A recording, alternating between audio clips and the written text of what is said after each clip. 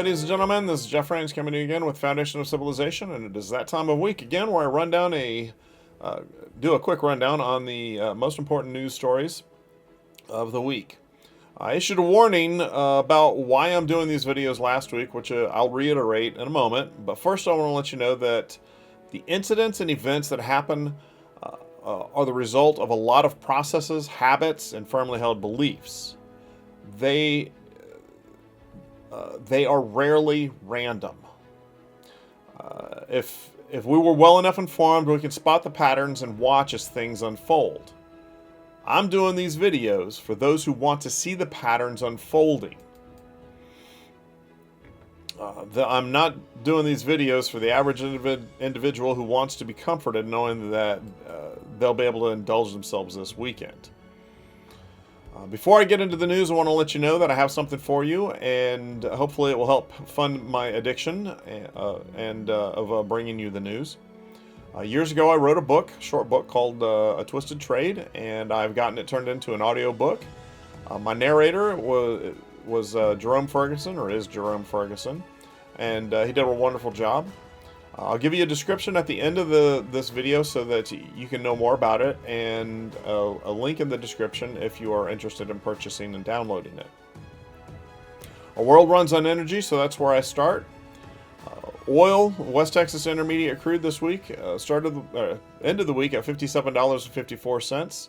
Brent ended the week at $61.29, and the OPEC baskets ended the week at $63.05. Now, something that I find interesting is that even though we have a lot of turmoil in the world, a lot of struggles, with the conflict between Israel and Gaza and Iran and the West, despite that, the oil still seems to be at a reasonable price, actually fairly low price. So enjoy it while we've got it. Now, precious metals. I've noted before, and I'll note again this week, that I go over precious metals because they are a lot less elastic than printing money. And this week, we have seen the prices shoot up. This week, past couple months, we've seen the prices shoot up. So those couple of coins that I have they're worth a good bit more now. So gold ended the week at $4,249.94.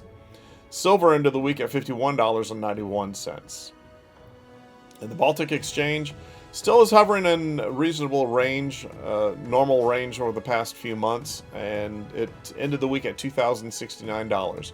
The Baltic Dry Goods Exchange is a measure of how well traders feel about transporting goods, paying for those goods to go from one place to the other. Now, as a quick note, or maybe not so quick note, and I don't think I can emphasize this enough, those price spikes in gold and silver, those are serious indicators that something is wrong in the financial world. The whole world, gold has been rising slowly over the past few years.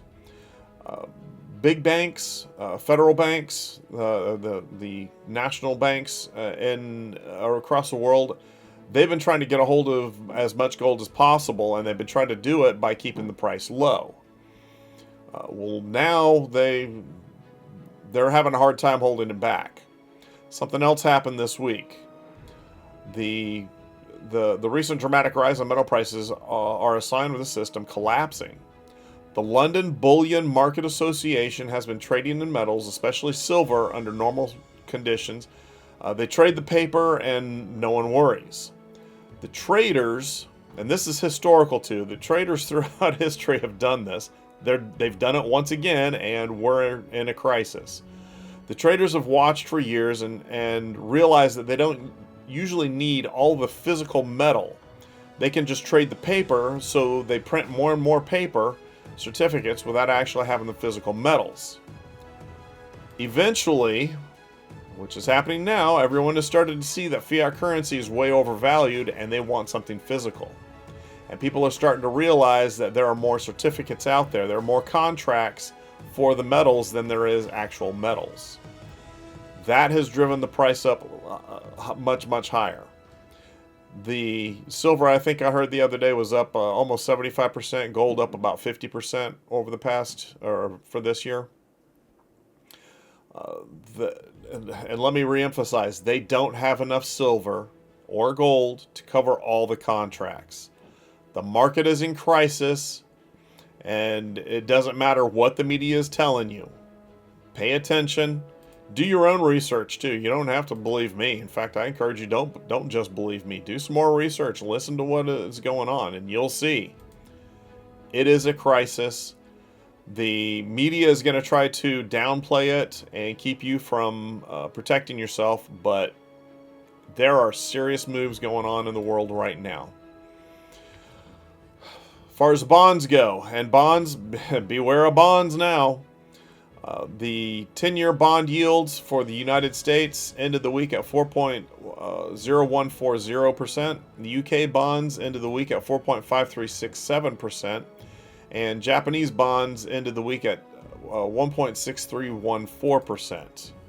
Each of them up just slightly. The ISR flights have continued pretty much as normal throughout this week.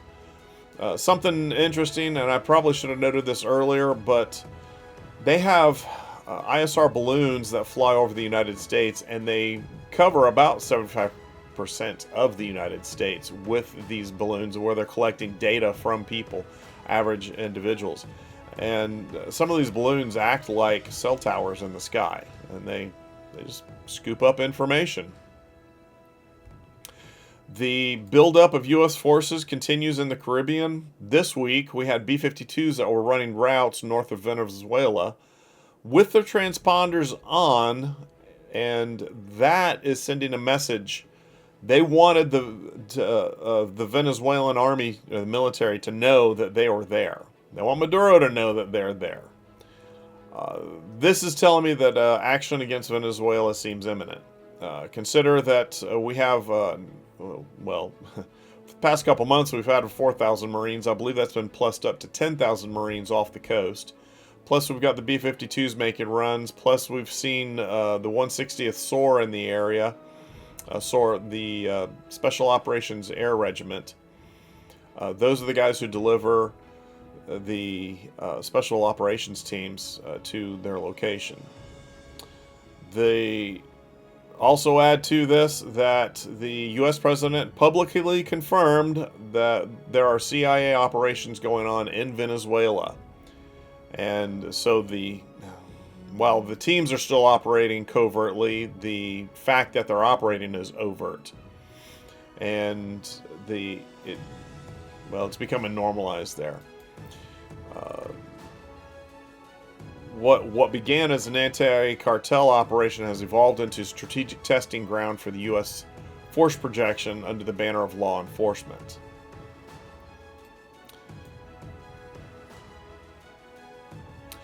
The Caribbean is turning into the next proxy crucible where anti-cartel justification masks anti-China and anti-Russia positioning. You can expect probably in the next 30 days that we will have some limited kinetic engagement. They'll see how well the intervention is received or rejected. Who knows? I told you that everything that is happening is led up to because of the processes and programs and organizations and whatever. Venezuela is connected to China and Russia. We'll see what their response is in this situation. As they are conducting the exercises off of Venezuela, they are also interdicting more drug shipments. This past week, they destroyed a narco-sub. This is a semi-submersible submarine in the waters, and they actually rescued the 2 people. They found 2 survivors in the water. Something else that I want to note is that over the past 2 years, fires and accidents at military contractors in the USA and Europe suggest that something else is going on. Or many of them could easily be acts of sabotage. The latest event was at Accurate Energetics in Tennessee. But also remember there was a fire at a California refinery a few weeks ago. And if we do a rundown in the United States, we had the fire in Tennessee at Accurate Energetics. We also had a fire at Radford Army Munitions Plant in Virginia, I believe. Scranton Army Ammunition Plant in Pennsylvania. Holston Army Ammunition Plant in Tennessee.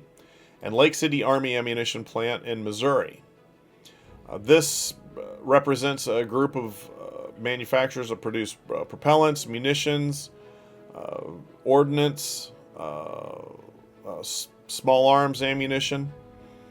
In NATO, they've also had several places that have had incidents, accidents, sabotage. Deal Defense in Trusdorf, Deal Metall in Berlin, MKE Factory in Elmedag, Explosives Factory in Beylikdüzü, TAA TUSAS in Ankara, Turkey, ZVS Holding in Snina, BAA Systems in Glasgow, Mesco, I'll butcher that one, Skarzisko, dash cam, anyway. Arsenal depots in Bulgaria. Those represent, again, propellants, ammunition, munitions, metal components. I don't know how many of these are accidents, incidents, or sabotage, but something is not right. These are more data points that show that the West is at war with Russia. Deployed ships. I don't have the exact count on the ships this week. My source was a little vague. The USS Abraham Lincoln returned to San Diego. The H.W. Bush returned to Norfolk. The George Washington was conducting routine operations in the Philippine Sea. The Gerald R. Ford is heading eastbound. The Gerald R. Ford is actually conducting operations in the Mediterranean. The USS Nimitz is in the Indian Ocean somewhere. I'm not sure if it's transiting or if it's conducting operations, but one of the two. The Harry S. Truman returned to Norfolk on Wednesday. I'm showing the Iwo Jima, the Fort Lauderdale, and San Antonio are off the waters of Puerto Rico.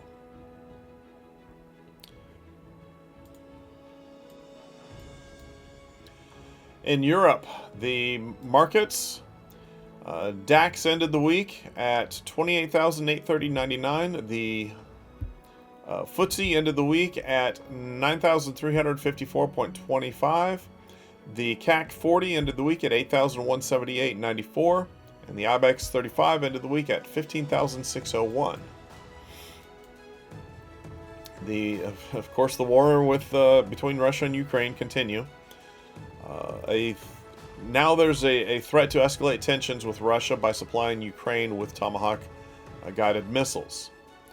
Although the U.S. president has signaled growing support for Kiev since the summit with the Russian president in Alaska,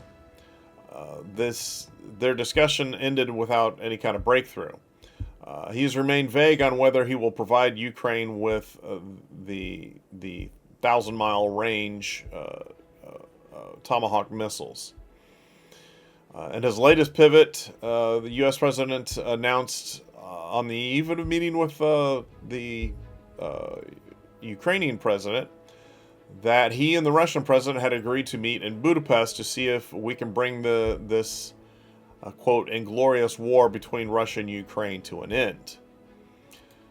So he's still vacillating, but the U.S. president has been threatening to allow the missiles, the Tomahawk missiles, to be sold to Ukraine. Now, what this will end up doing is right now they have the ATACMS missiles, which have a 300-kilometer range, so about 190 miles. The Tomahawk missiles with a 1,000-mile or 1,600 kilometer range could reach much deeper into Russia. This week, two NATO F-35 scrambled to intercept a Russian spy plane off Norway. Russians attacked Ukraine with missiles. Explosions heard in Kharkiv, Izium, another city, and Polatova, and another city that I can't pronounce. I'm not going to bother. Okay. NATO allies agreed this week to increase weapons delivery to Ukraine. And Finland joined an initiative to purchase weapons from the U.S. for Ukraine. This week, Germany's Navy chose Raytheon's radar system to place on their ships. And Germany agreed to move fighter jets to Poland for NATO patrol flights. Europe, again, data points that point to more war in Europe. European countries continue to prepare for a war with Russia.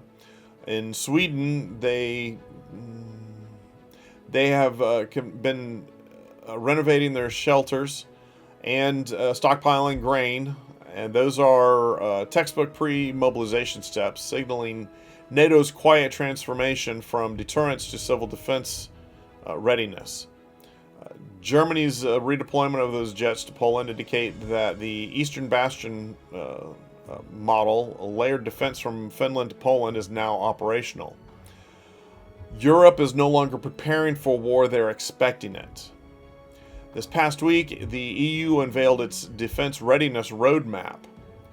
And while the roadmap was sparse on details, it gave us a little bit of insight. In her address on Thursday, Henna Verkunen, I hope I don't butcher her name too badly, Verkunen, she stated, to be ready by 2030, we need to move now, and we need to move fast, and we need to move together. She is the EU Commissioner for Tech Sovereignty, Security, and Democracy. And she was speaking at a joint press conference on Thursday. She further stated, today we are proposing to the European Council four initial European flagships: the European Drone Defense Initiative, the European Flank Watch, the European Air Shield, and European Space Shield. In Italy, there was a catastrophic fire at the monastery of Bernaga, which is just north of Milan. This was on Sunday, so last Sunday. All 21 nuns were evacuated from the convent without any injuries. Unfortunately, the fire consumed most of the monastery, including the storage rooms used to house priceless paintings. These fires have been all too common in recent years across Europe. The timing of this one is very suspicious, though. St. Carlo Acutis was recently canonized by the Vatican 3 weeks ago, and this monastery was associated with them. Fire broke out on his very first feast day at the same monastery where he received his first communion. The cause of the fire is not known. Local sources have implied it could have been an electrical failure of some kind.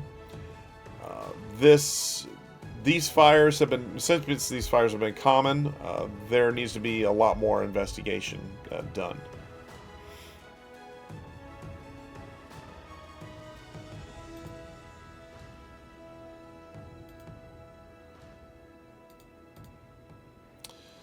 Over in Asia, the Nikkei ended the week at 47,537.55. The SSE ended the week at 3,839.31. The Hang Seng ended the week at 25,238.38. The Sensex ended the week at 84,009.97. And the Nifty 50 ended the week at 25,696.60. This week, on Thursday, a bomb exploded on a Syrian Defense Ministry bus in the country's east, killing 4 soldiers and wounding wounding several others. A Britain-based Syrian Observatory for Human Rights said 3 soldiers were killed and 9 were wounded. So we'll have to keep paying attention to get the exact numbers, but another bombing in Syria. Afghanistan, last Sunday, actually a couple weeks ago, Afghanistan claimed that Pakistan attacked Kabul, had bombed a couple of places in Kabul. Then last Sunday, Afghanistan retaliated, claiming it killed 58 soldiers, and this was in response to what it called repeated violations to its territory and airspace. Pakistan's army gave far lower casualty figures at 23. Then, earlier in the week, the Afghan authorities accused Pakistan of bombing the city in Kabul, of conducting bombing raids in Kabul. Then both countries decided to take a step back and take a breath. They called a truce, and then Pakistan turned around within 48 hours, launched air attacks inside Afghanistan, killing 10 people and breaking the ceasefire that had brought 2 days of relative calm to the border after an intensive period of bloodshed. So it's kind of on again, off again. We'll just have to keep paying attention to what's going on. But the conflict drove Afghanistan to seek new friends, and they are starting to talk with India, which I don't see how that's going to work out too well, but India is kind of in a bad situation. They're seeking friends to work against Pakistan, and, well, like I said, we'll just see. In the Middle East, the peace deal is tenuously holding despite some sporadic gunfire, attacks on each other, and the peace deal between Israel and Gaza. Now, Hamas they're designated as a terror group, but they're the ones who are in control of Gaza. And Hamas has gone through and they've been caught. The last count I had was 52 Gazans, people they claim that are rival militias or collaborators with the Israelis. The U.S. president threatened action on Thursday against Hamas over the public executions carried out by the terrorist group after Israel withdrew from portions of the Gaza Strip under U.S.-backed ceasefire deal. The U.S. president said if Hamas continues to kill people in Gaza, which was not the deal, we will have no choice but to go in and kill them, he warned on his Truth Social page. The post seemed to mark reversal from his initial stance 2 days earlier on Hamas' summary execution of Palestinians from rival gangs and Gazans it had accused of collaborating with Israel. Part of the agreement that they had was for the Palestinians to return the remains of people who died in their care. Some of the bodies that have been returned show signs of torture and execution. With all of the conflict, Russia has decided to postpone its Arab summit. That is a sign of their declining Mideast influence. Last thing from the Middle East I wanted to note is that a chief of staff of Yemen's Houthi rebel military died of his wounds suffered in an Israeli airstrike. In Nairobi, Kenya, there was heavy security deployed during the funeral of a beloved former president. Their prime minister, Raila Odinga, on Saturday 5 people died in, I want to say celebration, but I guess in some kind of conflict.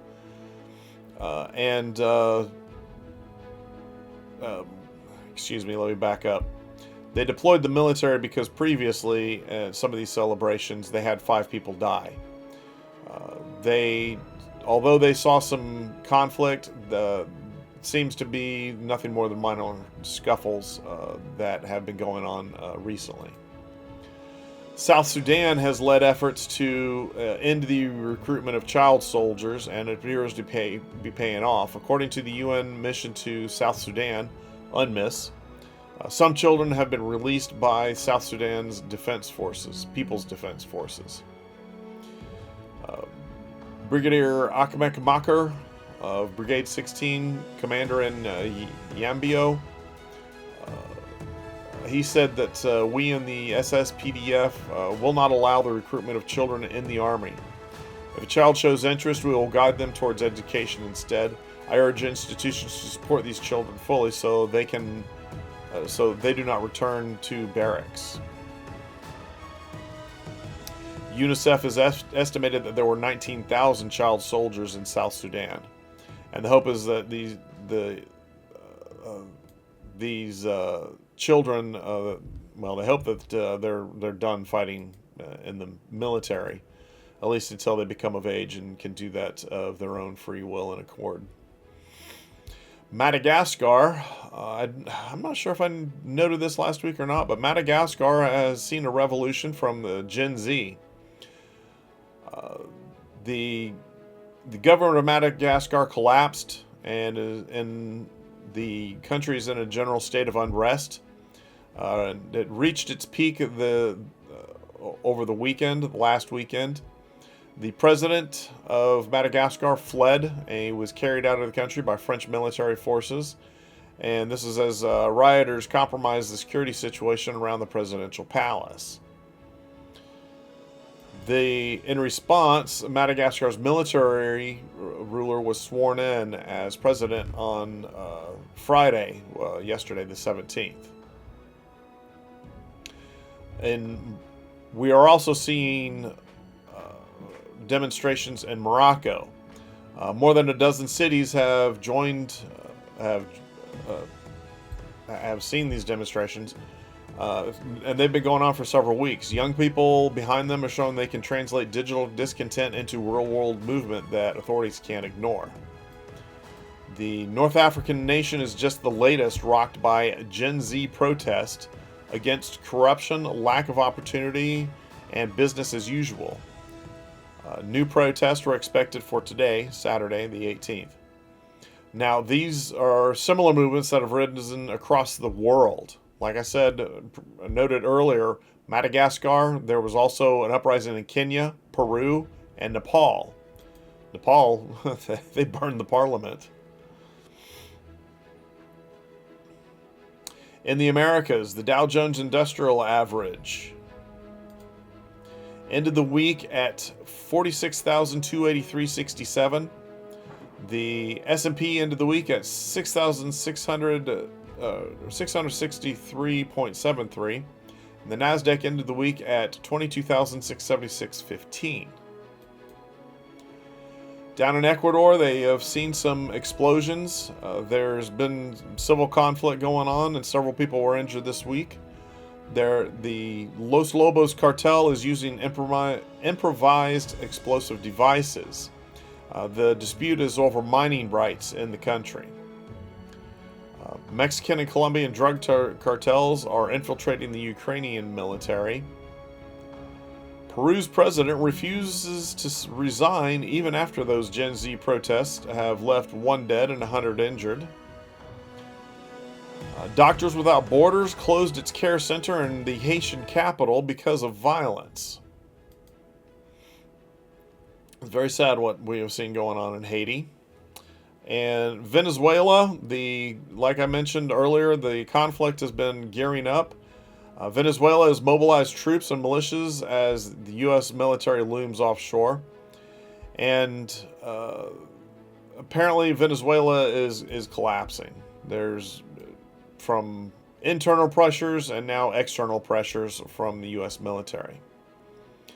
Argentina last year was being viewed as one of the bright spots in development, and this year the people have realized that the Argentine peso is overvalued and it has dropped. So the United States is stepping up, and initially they had a guaranteed $20 billion to help support the Argentine peso. Now they have doubled that number to $40 billion. This past week in Louisiana, Mahmoud Amin Yaqub al-Mutadi, a 33-year-old who was living in Lafayette, Louisiana, was arrested. And this was because he was linked to Hamas and their attack on October 7th. What was that, 2 years ago, 2023. The Secretary of War had traveled to Belgium this past week, and as he returned, his plane suffered some type of mechanical problem. The United States presented what they call a micro-nuclear reactor to power bases, which will be important if we end up with some type of attack on our electrical grid, communications, or just general disruptions in services across the nation. This past week, they've been conducting a review of the attack by a group calling themselves Trantifa, or people that are part of Trantifa. The Cameron Arnold of Dallas and Zachary Evans of Waxahachie, Texas, were charged on Wednesday with providing support to terrorists for their alleged role in the non-fatal shootings of a police officer at an immigration detention facility. They had both been arrested back in July with 8 others and charged with attempted murder and weapons offenses. This is as a result of the group being designated as a terrorist organization. For those of you who haven't heard, cartels have been issuing bounties. Previously, it was up to $10,000 on ICE and CBP agents. Now that number seems to have grown to $50,000, and this is according to the Department of Homeland Security. This past week, the majority of journalists at the Pentagon walked out rather than submitting to rules being laid down by the Secretary of War. There was only one news station, credentialed journalist, that remained in the building. The rest of them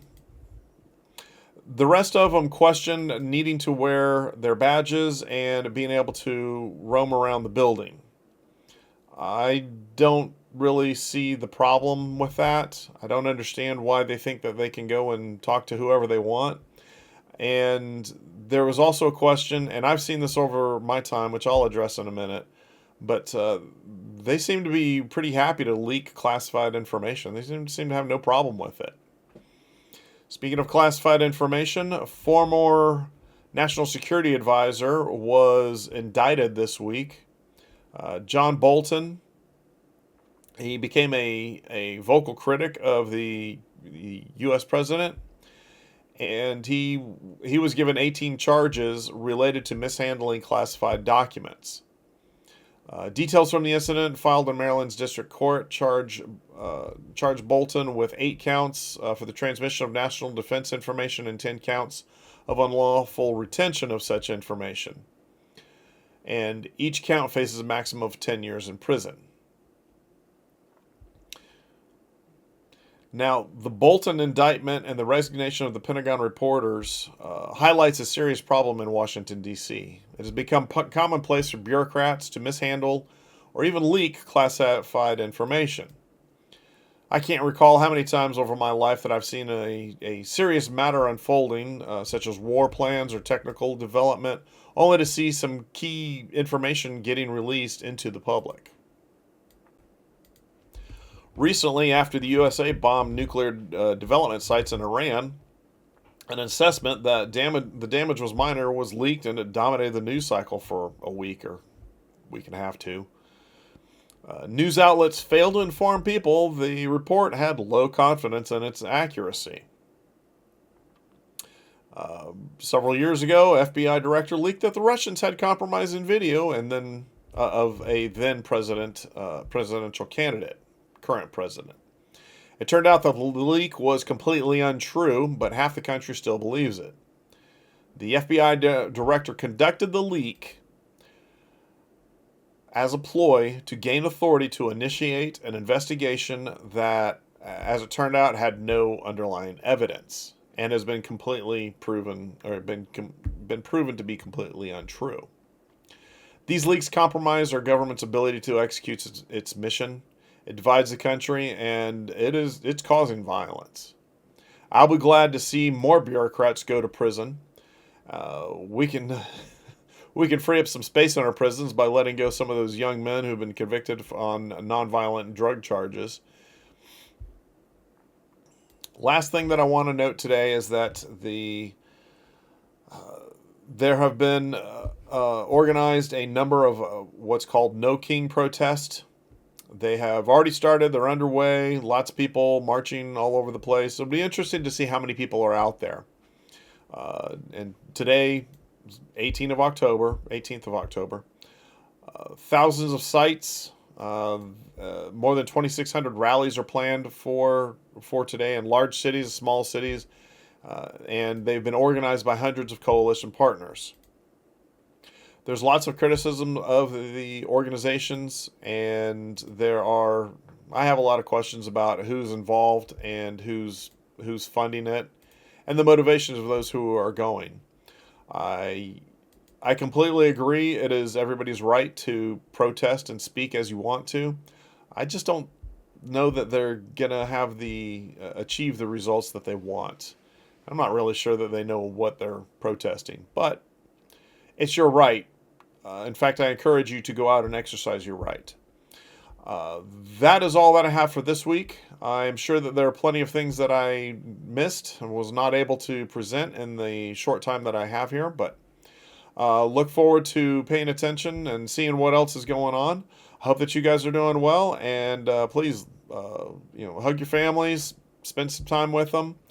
Please like, share, and subscribe. This is Jeff Rains with Foundation of Civilization. I look forward to talking to you guys again very soon. Much love. Thanks. Bye. It's called A Twisted Trade. The small kingdom of Comenda has ventured into the slave trade. The king looks to his most trusted advisor, Chimzé, to manage the rival tribesmen captured from the local countryside. As an entrepreneurial man, the king sees the wealth of his European contacts and realizes the potential of the trade. He seeks to increase his wealth and expand his kingdom. Charging Chimzé with a mission, Chimzé dutifully follows the slave trade to the New World. What he finds makes him doubt his mission. The deeper he goes, the clearer the picture becomes. Cloaked in secrets, the reality of slavery is a legacy of violence, terror, and families torn apart. Can Chimzé resist the lure of money and power to stand up to the people? Can he convince others to give up the trade? What would you risk to be on the right side of history?